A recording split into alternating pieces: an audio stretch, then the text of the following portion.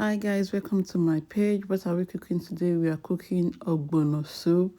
Yes, in my language we call it akmo. Yes, akmo soup, but generally we call it Ogbono soup. And as you can see, I have a mixture of turkey, cow skin, fish, stockfish, and catfish. I mix them all together. And I added palm oil, yes, palm oil, the red palm oil. And I added bell pepper, yes, bell pepper, and also Cameroon pepper as well. That what I use. I allow it to cook for some minutes before adding the main ingredient. That's the ogbono soup. That's the powder, the grounded one. I've already grounded it, and now as you can see, our ogbono is almost ready. So I'm going to add a bit of ugu, which I'm doing now. Yes, I'll stir it together and put salt, which I'm doing now. And before you know it, our Ogbono soup is ready.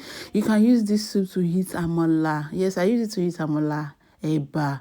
Even in my, and sometimes I use it to eat rice. Thank you guys. Bye.